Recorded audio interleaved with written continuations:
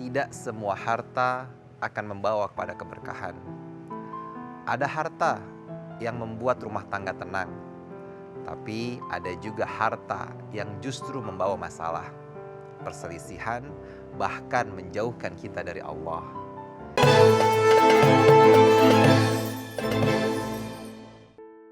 Bismillahirrahmanirrahim. Jangan sampai harta yang kita kejar siang dan malam justru menjadi penyebab kegelisahan dalam hidup kita.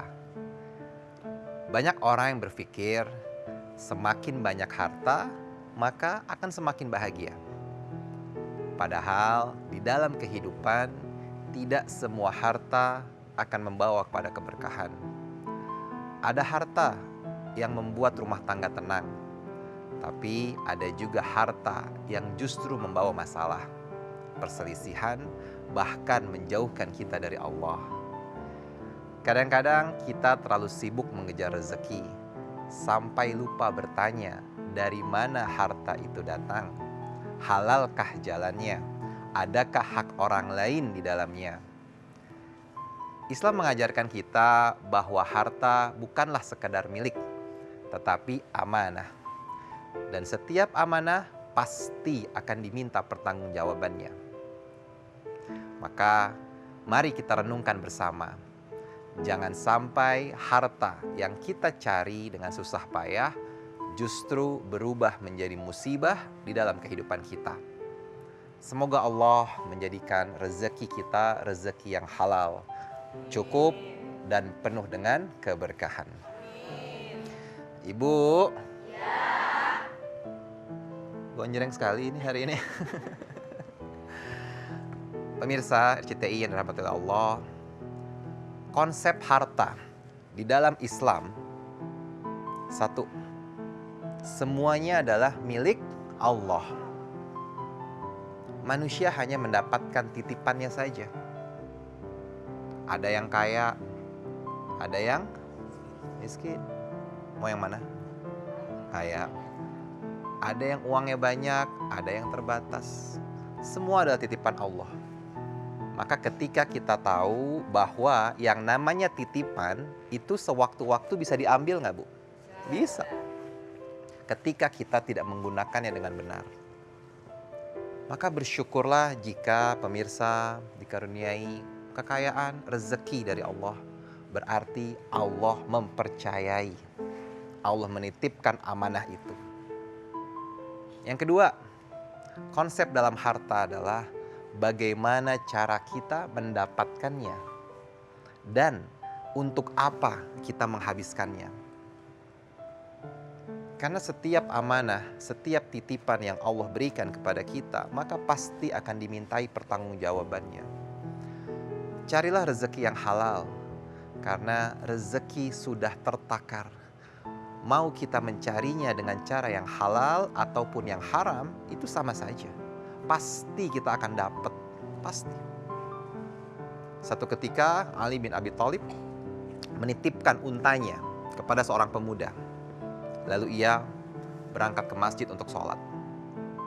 Seketika Ali selesai sholat, didapatinya pemuda itu sudah tidak ada. Tapi untanya masih ada. Dan pelananya nggak ada. Lalu Ali bingung, loh kemana nih? Anak muda ini kok hilang? Pelana unta saya juga nggak ada. Akhirnya Ali menuju rumahnya dan dalam perjalanan mampir ke toko unta, Ibu. Lalu dia melihat ada pelananya di situ. Dan memang ia ingin membeli pelana. Ali bertanya kepada pedagang itu, dari mana engkau dapatkan pelana ini? Karena ini milik saya, justru saya ingin mencari pelana ini. Saya ingin membeli yang baru untuk menggantikan pelana ini. Lalu pedagang tadi mengatakan, sungguh tadi ada seorang pemuda yang menjual pelana ini kepada saya. Lalu Ali bertanya, dijual berapa sama pemuda ini? 2 dirham, kata pedagangnya. Lalu kata Ali, demi Allah, saya pun ingin memberikan 2 dirham kepada anak muda tadi. Maka jalan yang harus dicari ketika kita ingin mencari rezeki adalah jalan yang halal. Jalan yang terbaik. Dan untuk apa kita nanti menggunakan rezeki itu juga akan diminta pertanggungjawabannya oleh Allah. Dan yang ketiga, konsep dalam harta, bahwa harta adalah sarana untuk beribadah. Inilah yang ditetapkan di dalam syariat, maqasid al-syariah, atau maksud diterapkannya syariat. 1 dari 5 maqasid syariah adalah hifzul mal, atau menjaga harta. Maka jadikan harta sebagai titipan Allah yang bisa kita gunakan dengan sebaik-baiknya. Karena harta nggak bisa dibawa mati. Betul ya Bu? Ibu ngumpulin uang banyak-banyak untuk apa Bu? Untuk suami, bukan? Untuk belanja ya Bu? Iya. Makanya jadikan harta ini bukan sebagai musibah, tapi sebagai keberkahan. Harta yang baik, harta yang berkah, harta yang toyib, itulah yang terbaik. Maka doa minta sama Allah. Dan Nabi SAW juga pernah mengajarkan satu doa. Ya, doa ini doa yang selalu dibaca oleh Nabi SAW di setiap paginya Bu. Di setiap pagi Nabi SAW selalu membaca doa ini. Ya. Yuk kita doa, mumpung masih pagi juga. Bismillahirrahmanirrahim. Allahumma inni as'aluka ilman nafi'an wa rizqan thayyiban wa amalan mutaqabbala. Ya Allah, berikanlah kepadaku ilmu yang bermanfaat, rezeki yang baik, dan amal yang diterima olehmu. Baca doa ini, insya Allah ibu rezekinya baik. Amin. Bisa dipakai buat belanja. Amin ya Allah. Aminnya pada kenceng Ustaz. Amin. Kalau bab rezeki mah begitu. Bab Kalau duit, ibu-ibu. bab belanja tuh senang ibu. Iya. Dan semoga kita bisa menjaga amanah Amin, ya atau Allah. titipan Allah berupa rezeki. Amin. Ya, berupa harta ya Ustaz ya. Terima kasih Ustaz. Assalamualaikum warahmatullahi wabarakatuh. Waalaikumsalam warahmatullahi wabarakatuh. Saya Sahrul Gunawan bersama kami di Penyejuk Hati. Ya, Sejuk di hati. Pemirsa, bahwa harta memang penting dalam kehidupan. Ya, betul. Tapi yang lebih penting adalah dari mana harta itu kita dapatkan. Karena harta yang halal akan membawa ketenangan. Sementara harta yang didapatkan dengan cara yang tidak baik bisa jadi menjadi beban dalam kehidupan kita. Semoga apa yang disampaikan tadi oleh Ustadz Asad menjadi pengingat bagi kita semuanya agar selalu berusaha mencari rezeki dengan cara yang halal, yang jujur dan penuh keberkahan. Tema kita hari ini, jangan sampai harta menjadi musibah. Nauzubillah min dzalik ya Bu ya, jangan sampai ya. Ya, kan tadi Ustaz udah doain, mudah-mudahan biar pada banyak rezekinya semuanya yang ada di sini ya, tapi yang toyib. Baik, sekarang langsung saja kita ke curhatan dari ibu-ibu di studio. Siapa yang mau curhat? Saya. Oke, yang warna pink dulu deh, silahkan. Ya, ibu yang di depan. Iya. Assalamualaikum warahmatullahi wabarakatuh. Waalaikumsalam warahmatullahi wabarakatuh. Perkenalkan, nama saya Ibu Ito Masito dari Serang, Banten. Ya. Dari Majelis Taklim Nurul Absor. Iya, silakan Bu Ustadz, Ito. Iya. Ya. Mau curhat, Ya. sekalian minta nasihat ya. Ya.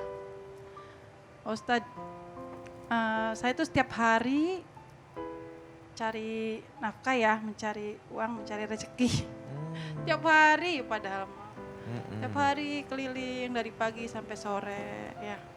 Tapi kenapa ya rasanya tuh kayak belum cukup aja gitu tuh Pak Ustadz. Ibu kegiatannya Jualan. jualan. Iya.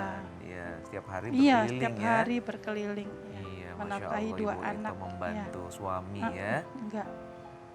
Karena Iya. saya sendiri. Oh sendiri. Iya. Oh, single. Menafkahi anak dua Pak Ustadz ya. Oh, Iya, iya, apakah iya, saya iya. tuh merasa belum cukup ya karena saya sendiri aja gitu ya yang nyari gitu kan. Iya. Sedangkan saya tuh pengen nyenengin gitu ya buat anak, buat orang tua gitu kan kalau punya mah gitu. Iya. Berhubung ya buat saya sendiri aja belum cukup kan Pak Ustadz. Ya udah cuman minta nasihat dari Pak Ustadz ya. Sekalian minta doanya gitu Pak Ustadz biar rezekinya mengalir terus. Amin. Biar Nah, ketemu cukup jodohnya lagi gitu. Amin. Amin. Cukup sekian lah Pak Ustadz ya. Iya. Makasih. Ya, Baik, Assalamualaikum baik, Bu Ita. warahmatullahi wabarakatuh. Masya Allah ini, Waalaikumsalam. Masya Allah ini single mom ini fighter ya untuk menghidupi anak-anaknya, berikhtiar terus. Tapi kenapa tuh Ustadz? Kenapa nggak cukup terus gitu ya? Ya silakan Ustadz Hilman. Baik, Masya Allah. Ibu, Iya. izin mau tanya sedikit saja, boleh? Sudah berapa lama ibu sendiri? Udah hampir 4 tahun. Gimana rasanya jadi seorang single mom, single parent itu? Ya semangat ngelihat anak-anak meskipun bapaknya ya belum pernah ngasih nafkah apalagi setiap lebaran belum pernah ngasih fitrah apalagi nafkah Ya Allah. setiap hari gitu ya. Anak-anak bersama dengan ibu, Iya alhamdulillah. dua-duanya. Iya Yang pertama usia berapa tahun? usia 21, yang satu usia 9 tahun. Baik, berarti yang pertama sudah bisa bekerja barangkali? Masih kuliah. Masih kuliah Ya juga. masih sekolah. Ibu kalau ngelihat anak-anak gimana Sedih. perasaannya? Ya sedih-sedih senang gitu ya. Meskipun saya seorang wanita gitu kan, bisa menyekolahkan anak gitu. Tapi kadang masih ngerasa nggak cukup terus. Iya, merasa belum bisa membahagiakan anak gitu Pak Ustadz ya. Baik, ibu kalau anak-anak ibu nonton hari ini, ibu mau bilang apa sama anak-anak di rumah? Nah itu seolah-olah itu ada anak barangkali ibu di lagi- situ lagi tuh. menyimak. Iya. Nah, doain mama ya biar sehat selalu. Ya, biar bisa setiap hari mencari nafkah buat anak-anak biar bisa menyenangkan lah gitu. Sekaligus doanya mungkin buat anak-anak. Buat anak-anak semoga sehat selalu dan panjang umur. Ya. Dan bisa membahagiakan ibu dan bisa sekolah dengan lulus sampai menjadi orang yang sukses. Amin, amin, amin. Cukup segitu aja Pak Ustadz. Makasih ya. Baik, Ibu itu.